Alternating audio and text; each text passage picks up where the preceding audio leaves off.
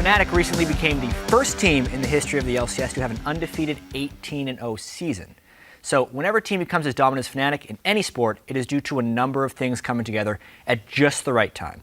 For Fnatic, even though they are the defending Spring Split champions, this team is vastly superior to the squad that went 13-5 in the spring. And one thing that's changed more than anything else is their attitude.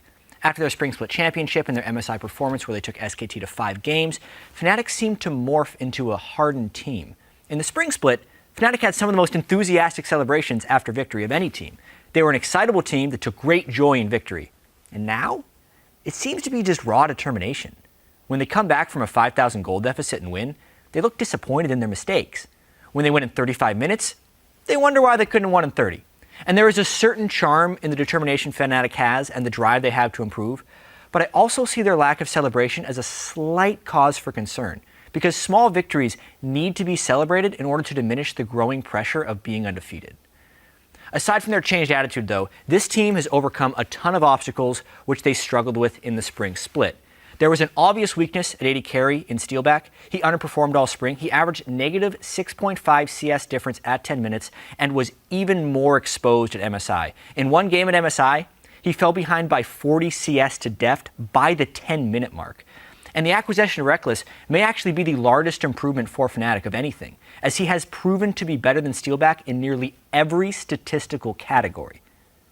We also need to look at the change of playstyle from Fnatic, because in the spring, Febiven was somewhat of an inconsistent laner. Steelback was also below average, and Huni would make teleports very early in the game, and even though Huni's teleports worked more often than not, when they didn't, it set Fnatic into large holes and threw the whole team into disarray. But this split, Fnatic is much more developed and reliable in their strategies. They play a reserved early game style in the bot and mid lane, and then they support Huni's aggression reliably with pressure from Reignover. To illustrate that, Febiven went even in lane, which means between a 7 CS lead or 7 CS deficit more times than any other EU LCS mid. Reckless in the bottom lane as well went even or better in 15 of 18 games, but usually even.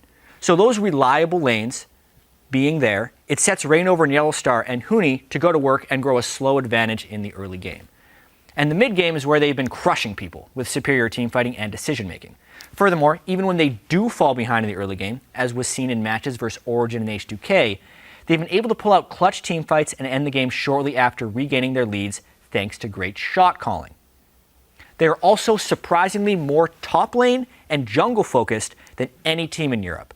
From a gold share perspective, Reignover and Huni rank second for their roles, while Febiven is 9th for mid, and Reckless is also 9th for AD carry. And one byproduct of having gold distribution like that is that for Fnatic, everyone on the team becomes a threat. Mid lane and AD carry, they're still strong because those are the roles that traditionally demand the most income, and that makes Huni and Reignover much stronger than their opponents due to their increased gold share. Now on to Fnatic's team comps, we need to touch on that, because Fnatic is diverse in the raw number of champions they pick, but all of their comps follow a similar pattern of being a triple threat composition. Huni is on a carry, Reignover is on a tank jungler, and then Febiven and Reckless are on reliable, safe damage dealers most of the time. Very rarely does Fnatic depart from a 3-carry style. And with that, Fnatic has been good at every composition they've run this split. They're also well coached, well managed, and have one of the most experienced players in the world with Yellowstar at support. All those things, perfect recipe to go 18-0 in a split. They needed those things.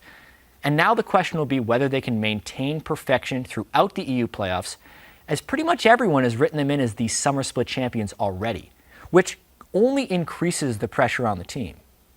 So if they were to lose, however unlikely it may be, it would be due to teams preying on Fnatic's tendencies.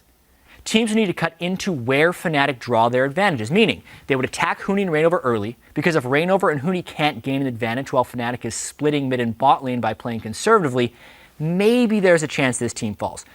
Easier said than done, of course. There may also be unexposed holes in Fnatic's champion pools. Huni has played Maokai one time in his LCS career, and it was probably his worst pro game ever. He had a 1 kill, 9 death, 6 assist scoreline, and that was not good for him. Reignover may also have to shift his pool because Elise and Nidalee are so strong in the jungle right now. And while Reignover did play Elise in OGN to some success with 5 wins and 7 losses, that was long ago, and it's unexplored territory for Fnatic as a team.